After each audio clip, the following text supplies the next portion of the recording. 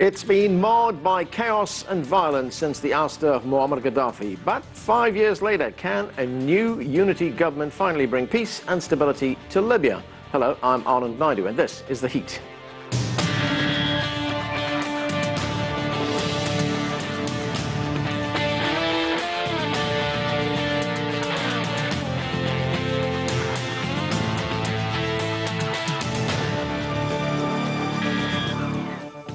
It was March 2011 when the United Nations authorized military intervention in Libya. The goal, as stated by the United States President Barack Obama, was to protect the lives of pro-democracy demonstrators from what was expected to be a bloody confrontation with the Libyan government. 2 days after UN authorization, the United States and other NATO countries began bombing government forces. 7 months later, rebel troops with Western support took control of the country, killing longtime leader Muammar Gaddafi. In the years since, Libya has been described as a failed state, a country divided by rival governments and political factions, marred by economic chaos, civil war, and a growing threat from Islamic State. Later, we'll ask our panel about the prospects for peace and stability under the new unity government, but we begin in Tunis with CCTV's Youssef Gaigi. And Youssef, I mentioned this new United Nations-backed government. What can you tell us about it? Who's in charge and how's it being received in Libya? Yes, indeed, under the UN supervision, the Libyan political agreement was signed in December 2015 in Morocco. And basically, this agreement puts in place three new bodies, which are the Presidential Council, which is supposed to play the function of the head of state, then the Government of National Accord, which is supposed to carry the function of the government, and then there is the State Council, which is an advisory body. The Libyan political agreement also keeps the House of Representatives, which is the Libyan elected parliament, in place and recognizes its existence. And now, actually at this very moment, it is soliciting the approval and the vote of the House of Representatives to recognize the Libyan Government of National Accord. The Government of National Accord and the Presidential Council are both led by Faiz al-Sarraj, who moved to Tripoli last month with a few other people, and he's based there to conduct operations and lead the new Libyan government. Now, of course, before we had the formation of this unity government, there were competing factions in Libya, factions fighting for power. Are they now ready to come together? Indeed, this is the issue in Libya. It is the number of factions, the number of competing factions in the country. And it is not clear whether they are going to accept this new government backed by the UN or not. But we know that the House of Representatives, which is based in the east of the country, in Tobruk, is divided. And there are people who are for the Libyan political agreement and for this Government of National Accord, and others who are not. In any case, this House of Representatives, it's been now more than 2 months that the Libyan political agreement came to light, and yet they didn't vote yet. They didn't even meet, actually, to vote on this new government. On the other hand, we have the General National Congress, which is based in Tripoli, and this Congress is basically almost disappeared and dissolved and left room for the new government. However, these two bodies are also backed by several militias and factions who carry the weapons and who operate in different cities and control these different cities. And obviously, without the approval and the acceptance of these militias and factions, the government will have major security issues. Okay, thanks, Youssef. That's CCTV's Youssef Gaigi reporting from Tunis. Joining us to talk about all of this is Professor Alan Cooperman. He teaches global policy studies at the University of Texas at Austin. Najla El-Mangoush is a Libyan activist and the program officer for peace building and traditional law at the Center for World Religions, Diplomacy and Conflict Resolution. She joins us here in Washington, D.C. And with us from London is political analyst and commentator Sukant Chandan. Thanks to all of you for joining us. Sukant, let me start with you. So we have a new unity government in Libya. It's a deal brokered by the United Nations. Is this a turning point for the country? It's a continuation of the absolute horror story that the Libyan people have had to been subjected since the Arab Sting, the NATO and the Allied Death Squad project to destroy and ruin Libya in 2011. The reason why the Western countries have forced this so-called unity government on the Libyan people, who already have several juntas and administration in Libya already, is to justify a whole number of things well, an attempt to justify, I should say, a whole number of things in international law. One is to try and release the over $60 billion that are posited in the Libyan Investment Authority that they want to release and loot further from Libya. Secondly, to justify their military invasion again, while there's military special forces have been there from the NATO forces throughout since February 2011 anyway. And thirdly also is to contain and manage and proliferate the death squads, including the so-called Islamic State or Daesh in Sirte and other places around Libya as well. It's nothing but more bad, tragic news for the Libyan people. Nestor, what's your view on that? We know that this is a country that's been beset by divisions. There have been factions fighting for power, fighting for control. Is this government going to hold together, bring all these groups together? Well, I think there's hope from the Libyan people to have unity government because, you know, have been struggling for more than 5 years now to, you know, try to go from, transition from war to peace. However, the unit government have a lot of issues and fragmentation in terms of how to have legitimacy with the local people who on the ground, who have been affected by violence in their daily life, who are not actually part of the negotiation process. So I think there is concern about the legitimacy of this government and what kind of challenges that already exist in the ground in terms of different militia groups and, you know, the power of weapons around the region in different cities, include Benghazi and Sirte, and also now in Tripoli. Alan, you've written before this agreement was announced, that Libya is riddled with militants and anti-American terrorists, and that the US-led attack, which was ostensibly to save civilians, has backfired. Do you still believe that to be the case, given this new scenario? Yeah, I mean, that's certainly been the case in the sense that prior to NATO's intervention in 2011, the war was basically ending. It would have been over in about a week. There would have been something on the order of 1,000 people who had died tragically. But as a result of the intervention, we've now had 5 years of instability, and the death toll is well over 10,000. And so we can attribute that to this intervention, which backfired. As for this current unity government, as your guests have spoken about it, it really does lack legitimacy, and I think what illustrates that perhaps most simply is the fact that this government couldn't even fly in to the capital of Libya, the city of Tripoli. Instead, and the reason they couldn't fly in is because local officials denied them entry to the airport. So instead, they had to come by sea. If you can't even fly into the airport in the capital, you really lack legitimacy. Serkan, the attack on Libya, which was authorized by the United Nations, led to NATO, which is a Western defense organization created to protect the countries of Western Europe. It bombed the country. President Obama said it was to protect civilians, but was this about protecting civilians, or was this about regime change in Libya? Well, similarly to Iraq, the NATO and Allied Death Squad invasion, bombing and destruction of Libya was based on a whole bunch of barefaced lies. Gaddafi did not bomb peaceful protesters from the air. There were no so-called African mercenaries. It was nothing but a white supremacist racist justification for the mass lynching and persecution of dark-skinned Libyan and non-Libyan dark-skinned African people, i.e. the town of Tawarga. 30,000 people lived in the town of Tawarga in Libya, neighboring Misrata.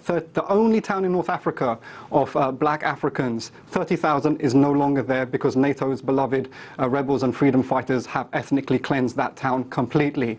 So it was an absolute classic imperialist regime change operation, but more so like Iraq, like Afghanistan, like Somalia, like they're attempting in Syria and other places. It's a divide and ruin project to totally destroy what was emerging and ascending in the global south, leading Africa, leading the global south, one of the biggest, best oil, producers of oil in Africa. This could not allow to continue in the minds of the imperialists and their sellout allies within Libya. So it had to be destroyed, and that's what's happened. But now there's movement pushing back against this whole project.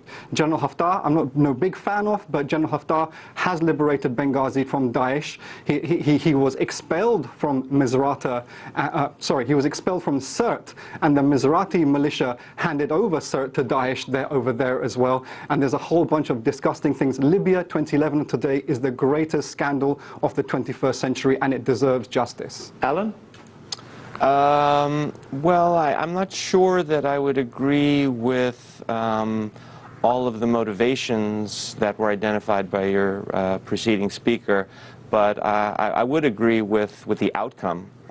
There is a great deal of chaos there. In addition to this unity government, there are two competing governments in the east and west. And beyond that, there are hundreds, literally hundreds of separate militias that control little fiefdoms in Libya. And there was a report in the BBC just in the last day or so, and it said the unity government had the alliance or the loyalty of something like 10 of those militias. And so that's a tiny fraction of the forces that are in Libya. And until those militias can be unified to support a true unity government, a true government of national accord, then instead what you're going to see is fighting between these militias, and then some of them are going opportunistically to ally themselves with ISIS. And that's one of the things that's helped ISIS get this foothold. And it's a fairly substantial foothold on the center of the northern coast in Libya. And it's going to take both political efforts and ultimately some military efforts to crush ISIS in Libya. And so, you know, as folks in England say, this is an own goal by NATO, by Obama, by Cameron. This was not a failed state. This was not a haven for Al-Qaeda or ISIS, and as a result of this really ill-conceived intervention, we've created a third trouble spot in the greater Middle East. Now, so what do you make of that? Those are pretty serious indictments we're hearing about Libya there. The fact that this is not a unity government, just 10 factions of many, many factions have actually only unified, that the government lacks legitimacy, and the fact that they couldn't even arrive there by plane. They had to come by boat. How much control do they have? If you allow me, please, I would love to just comment on their comments. The intervention for me as a Libyan, and I was there in Benghazi during the intervention, it was necessary and was really urgent need to save the civilians. There is many Libyans have the same opinion. But really, what's the problem with this intervention? There is no holistic strategies or vision from the foreign policy, from the international community, to help Libya to go through this chaos to peace or sustainable peace. So I think that interventions was limited for short time, for specific need, and then the international community actually, you know, back up from the Libya. You know, I'm going to stop you right there, because President Obama was recently asked what he considered to be his worst mistake as president. I want you to take a listen to what he said. Let's watch. Probably failing to plan for the day after what I think was the right thing to do in intervening in Libya. So the president there is saying it. Failed to plan for the day after. So what is the lesson, you know, from this intervention in Libya? Well, the lesson, I think, you know, when you think about, I think, first of all, I'm really, you know, against the military intervention as a solution. It could be limited, it could be used in certain point, but there is actually, it should be structural and strategy that could support the locals from, the bottom up. What the intervention tried to do, they tried to work with specific people and lead during that time to save the Libyan people, and that really worked. The purpose worked. But the problem after that, there is many early indicators where exist during that time as dangerous signs that Libya will go to what we have today. There is weapons everywhere. There is people have been traumatized by this violence. They have civilians, they decide to fight Gaddafi where they have no experience, witnessing the blood and witnessing the violence. You have economic crisis, you have crisis with identity, and political and social issues and grievances have been not addressed during all this dictatorship. So you have the potential to have this chaos. And I think as a Libyan, I'm not finding here as excuse, but we don't have local expertise who can really read the situation well.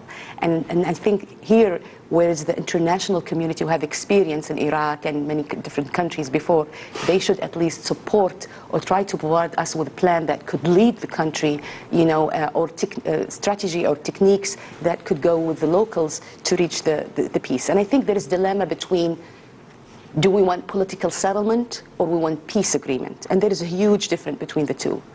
The negotiation process is not built in foundation that could support the peace. It's very shortcut solution. It was very limited, rushed. If you need to have real engagement, you need energy and time to invest in the locals and have the credibility that could support that peace mechanism. Okay, we've got to take a break, but before we go to a break, Shrikant, I just want to get your comments on what Najla's been saying here.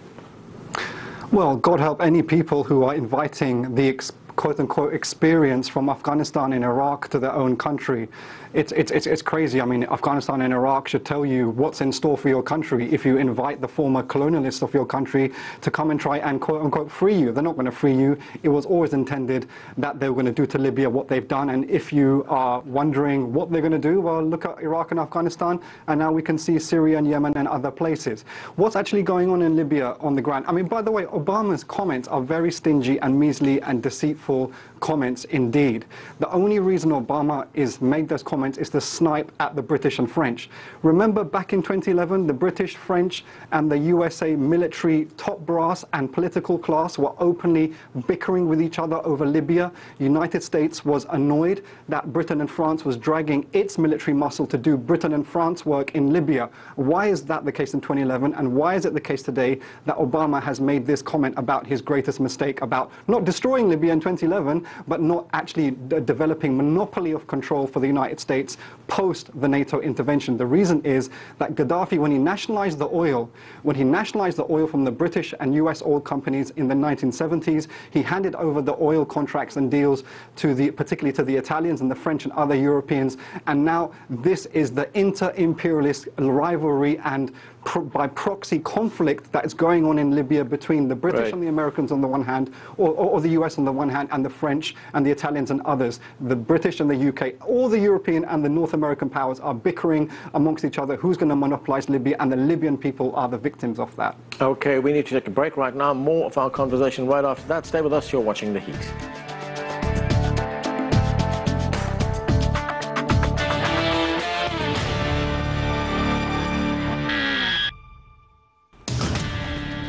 Welcome back. We're talking about the political challenges facing Libya. Reports have emerged that the Islamic State may have doubled its size in the country. Analysts in neighboring Egypt say the new Libyan government needs to move quickly to prevent the jihadist group from gaining more of a foothold. We get more now from CCTV's Adel El Makhrouki. It's been clear for months to regional powers such as Egypt that ISIL would build on its bridgehead in Libya. The group has lost more and more ground to coalition airstrikes in Iraq and Syria, but the ongoing chaos in much of Libya has made it easy for ISIL to flourish there and recruit. It's now thought to number at least 6,000 fighters. For Egypt, the key is restoring strong government in Tripoli and giving that government the weapons to fight back. ISIL is benefiting from the political gap, the absence of a strong government in its territories. Egypt is in the lead of the concerned countries who realized that and is working very hard to lift the arms embargo over the Libyan government. During his visit to Tripoli, Italy's Foreign Minister Paolo Gentiloni said the arms embargo could soon be lifted. But that depends on Libyans backing the new unity government led by Prime Minister Fayez al-Sarraj. Al-Sarraj currently needs to win over a rival parliament in Tobruk. If the unity government gains local support, besides international recognition, and it starts operations, ISIL's expansion will freeze. Libya's neighbors, Egypt, Tunisia and Algeria, are trying to support Fayez al-Sarraj's government. This will prevent ISIL extending its influence. It has come down to a race in Libya between the two rivaling parliaments and ISIL. Analysts say the clock is ticking. And the longer Libyans take to support the unity government, the stronger ISIL will become. Adil Mahroui, CCTV, Cairo. Well, let's continue our conversation now with our panel. Alan, let's pick up on that last point there made in that report. Analysts saying that the longer Libyans take to support this unity government, the stronger Islamic State will become. It's a point that you made just a moment ago, that Islamic State already has a significant foothold in the country. But the longer Libyans take to support this government, will it entrench Islamic State even further? Well, I think that the existence of the Islamic State in Libya is actually one of the things that is driving Libyans to consider a unity government. Prior to the existence of ISIS, the Libyan factions were sort of happily fighting with each other for turf. But as ISIS started to take more and more of that turf, some of the competing Libyan factions realized that unless there were going to be some unification of the Libyan factions into a Libyan government, then ISIS would take more and more and more of the territory. So the existence of ISIS is actually providing some hope, but still, it's a long road ahead for forming a unity government. Your correspondent talked about a competing government in the east, in Tobruk, but that's only one of the competing governments. In fact, the capital is controlled by another competing government that has never been recognized by the international community. I'd also like to say just one other thing about President Obama and his comment that his greatest mistake was to fail to do nation building in Libya after overthrowing the government and destroying the country.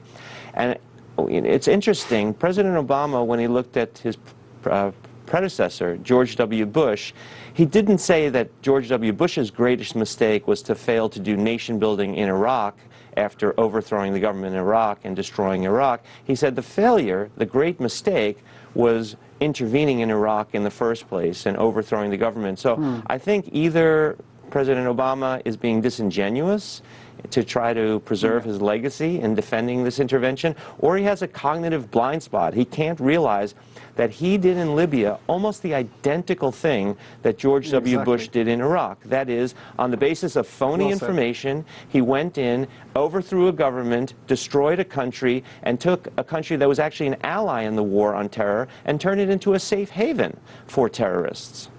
Shrikant? Well said. Yeah, absolutely. Well said, the former colleague who just spoke. You know, when it comes to Daesh, let's remember that the leading NATO powers teamed up with Daesh forces and many others in destroying what was the best country in perhaps the entire global south in terms of the living standards, etc., healthcare, education, housing. That was Libya. Now, you've got Daesh in Sirte. Before you had Ansar Sharia, which is another supremacist death squad. Daesh took over, as I said, thanks to the Mizrati death squads there as well. But also you've got Daesh in ties and suits in Tripoli as well. None other than the leading Daesh death squad leader of the Libyan Islamic Fighting Group, Mr. Belhaj, was a primary and senior ally, albeit junior in the grand scheme of things, of NATO in destroying Tripoli and Libya in the first place in 2011. It's Mr. Belhaj and these death squads in Tripoli who are using Sabrata as a training ground for the recruitment of death squads from Tunisia and other places, training them, financing them, and then flying them into Turkey to enter Syria. Libya is performing a similar role that Afghanistan did in the 1980s as a place where the neo-colonialists and imperialists can recruit these death death squads and terrorists, train them and arm them, etc., and then proliferate them according to their strategic interests, particularly in Syria, in Iraq. So really we have to be honest and see what the true nature of the alliances were in 2011 and how they continue today and how they're being manipulated.